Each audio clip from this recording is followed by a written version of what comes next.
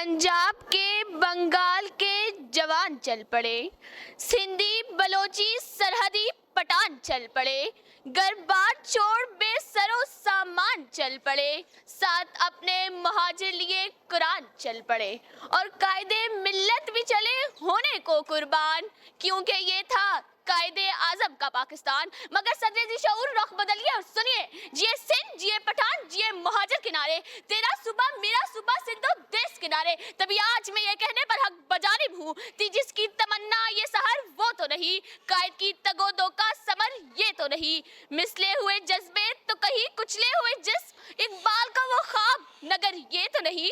जनाबे सद ये सोनी धरती पुकार उठती है, ललकार उठती है कि इंसानियत को बारी जूतों तले रोंदने वालों, फिजा में बारूद की बू फैलाने वालों, बुताने रंगो बू में उलझाने वालों, तू कौन मैं कौन पर आपस में लड़वाने वालों, मरवाने वालों, मेरे जिस्म के टुकड़ों पर आग बरसाने वालों, एक हफ्ते में 150 लाशों को बोरियों की नजर करवाने वालों, खुदा के लहजे में बात करने वालों, याद रखो ये वतन तुम्हारे बाप की जागीर नहीं, ये कायद-ए-आज़म का पाकिस्तान है। जी हाँ सदर शऊर, मैं नम्रदाने वक्त को कहती हूँ कि आओ मैं तुम्हें कायद-ए-आज़म का पाकिस्तान दिखाती हूँ। जब कायद 1947 में फरमा गए कि पाकिस्तान को अपनी दिफाई ताकत पर नाज होगा, तो हाँ हम आलम सरफराज अहमद अब्दुल हमीद राशिद मिन्हाज शेर खां हैं, हाँ हम वो 19 सरफरोश हैं जो बर्फ के पहाड़ों तले अपनी जान नचावर कर गए, हाँ हम बिलाल हसन बाबरी यासिर अब्बास हैं, क्योंकि ये कायद-ए-आज़म का पाकिस्तान है। जब कायद फरमा गए कि नौजवान ही मुल्क का मुस्तकबिल है,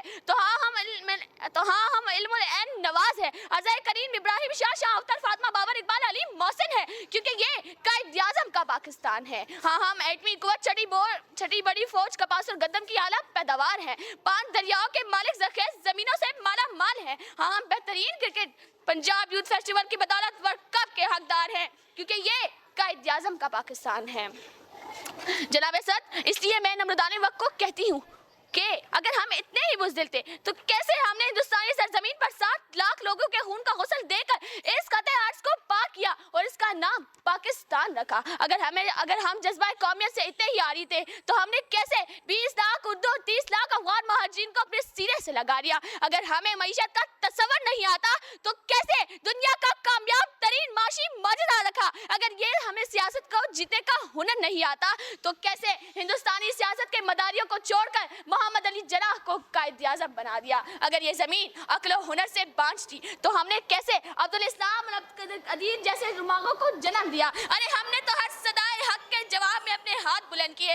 हुसैन के मशहूर का दावा करने वालों हर शख्स के साथ खड़े होकर सर कटवाए हैं। तभी आज हमारे जिस्म से बहता लहू से बहता एक एक कतरे की एक एक फिरकी चीख चीख कर कहती है कि अल्लाह अल्लाह हमारे दहशतनाक कुनी वलवले, आंधियां तूफान तलातुम से जलजले, अब तवील वहशत तजल्जुल तलता दहशत अफसाद दबदबे, गर्मी तशादुद दगदबे मलचल जिहाद, कंगुरे ईवानी शाही के झुका देते हैं हम, जबरो इस्तिबदाद के चूल्हे हिला देते हैं हम, दनदनाने गुंबते जरी में घुस जाते हैं हम, चाट कर सोने का पानी आग बरसाते हैं हम। शुक्रिया। Thank you. Now, Muskan Salim is come.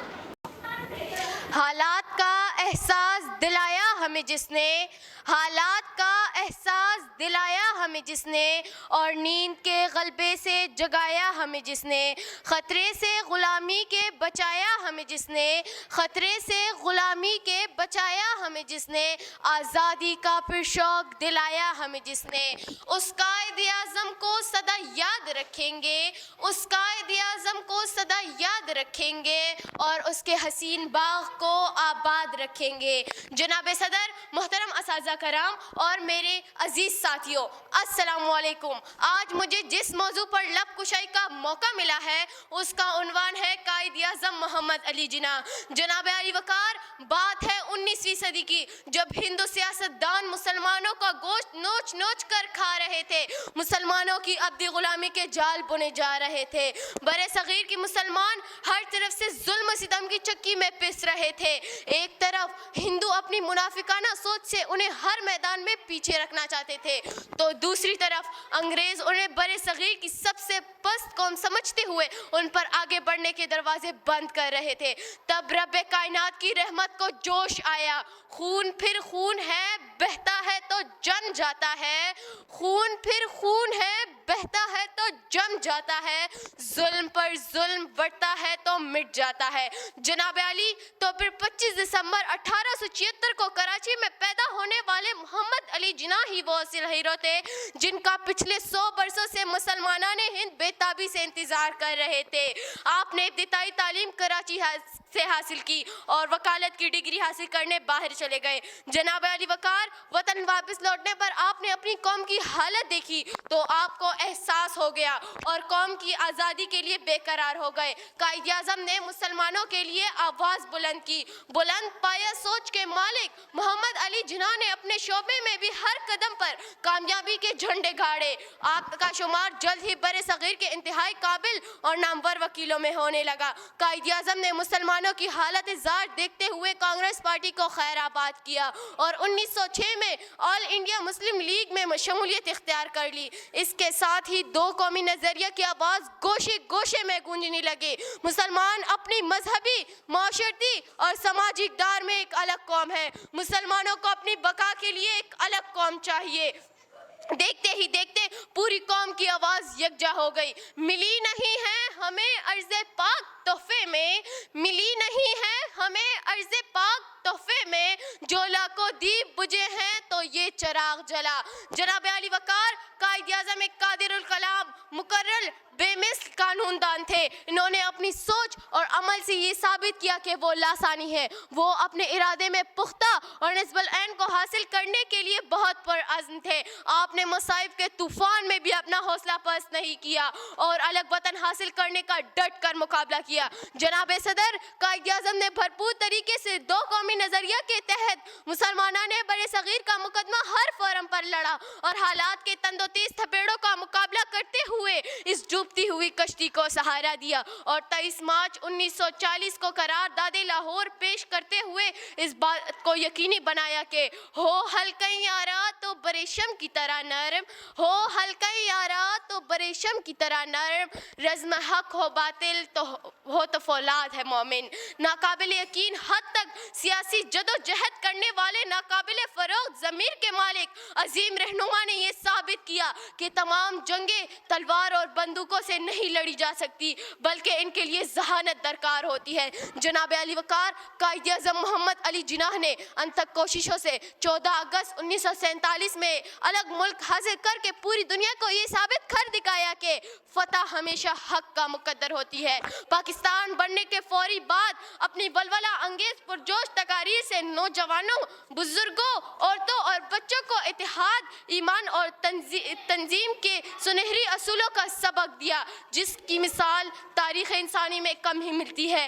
کام کام اور صرف کام کو اپنی زندگی کا مقصد بنانے والے عظیم رہنما بانی پاکستان کہلائے۔ یوں دی ہمیں آزادی کہ دنیا ہوئی حیران، یوں دی ہمیں آزادی کہ دنیا ہوئی حیران، اے قائد اعظم تیرا احسان ہے احسان۔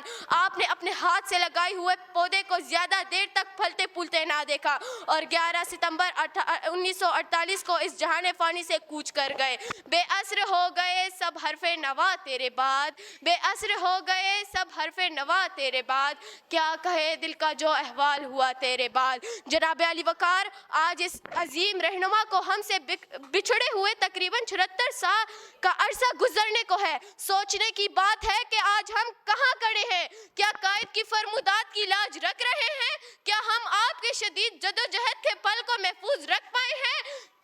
افسوس ایسا ہرگز نہیں ہوا، مگر آج میں تاریخ میں کسی بھی مایوسی کی کلمات کو جگہ نہیں دوں گی۔ جناب صدر آئیے ہم مل کر عہد کریں کہ اس پیارے ملک اور حقیقی معنوں میں ایک آزاد، خود مختار اور جمہوری ریاست بنانے میں اپنا اہم کردار ادا کریں۔